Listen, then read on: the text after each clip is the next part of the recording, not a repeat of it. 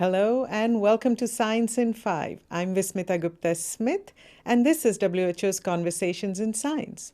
We are continuing our conversation about the COVID 19 vaccines, and explaining the science and evidence behind it is WHO's Chief Scientist, Dr. Soumya Swaminathan. Soumya, let's talk about the vaccine dosage. What is WHO's recommendation for how much time there should be between the two doses?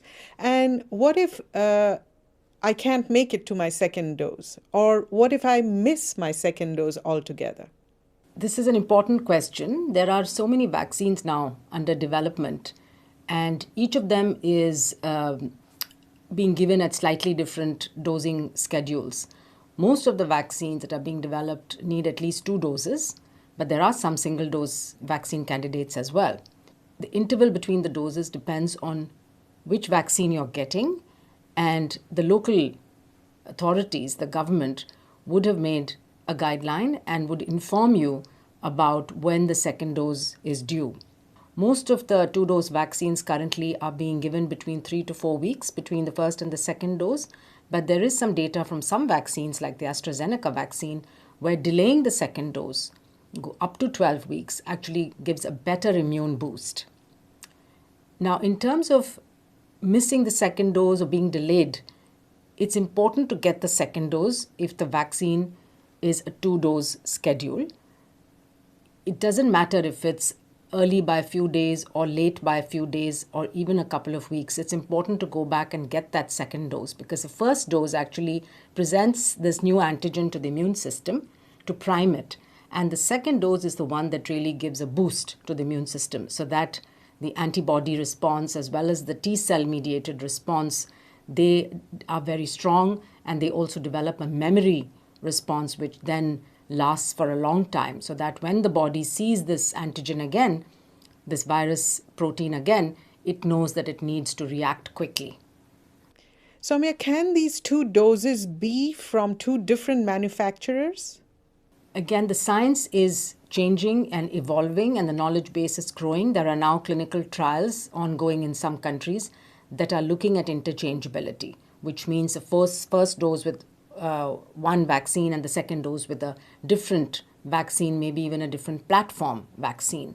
And there are immunologically, there are reasons why this would make sense.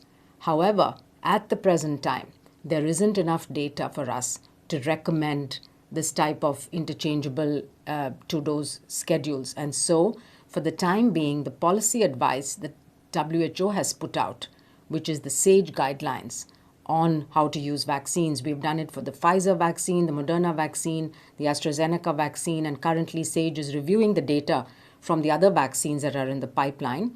And so we need to follow what's in that policy advice. And for the time being, it is recommended to have the second dose with the same vaccine as you had the first dose.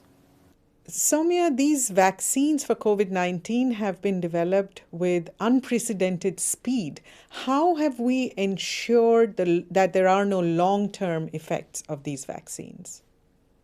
So, vaccine development is a complex process, and it goes through different phases, starting from the animal studies through the phases of clinical trials in humans. And the last phase, or the phase 3, is normally done in several thousand individuals, tens of thousands of individuals. Half are given the placebo, half are given the vaccine. They are followed up over a period of time. Usually it's a couple of years. And then we assess the efficacy and the safety of the vaccine. Now, because of the pandemic and the need to get these vaccines out quickly to save lives, the duration of follow-up has been a couple of months rather than years. And emergency use authorizations have been given to these vaccines, which means that they're still under observation. There are still systems in place in countries that are following up people, that are recording and reporting any serious adverse events or other events. WHO has a pharmacovigilance system that we work both with regulators and manufacturers, but also with countries that have set up safety monitoring systems so that we are constantly reviewing the adverse events that are being reported into the system, doing the analysis, making correlations on whether this is just a chance event or whether it's actually related to the vaccine, and then putting out the alerts or guidance based on that. So far, we know that over 150 million doses of vaccines have been administered around the world, and so far the safety signals have been reassuring. There hasn't been anything untoward that's happened with any of the vaccines that have been really rolled out at a large scale. However, we will continue to watch this very carefully, and if there is any evidence of relationship between a vaccine and a side effect, then that will be analyzed and the guidance to countries will be updated from time to time. Thank you, Soumya. That was WHO's Chief Scientist, Dr. Soumya Swaminathan. As we learn more about COVID-19, we will continue to bring the science and the evidence to you in this series. Until next time, then, stay safe, stay healthy, and stick with science.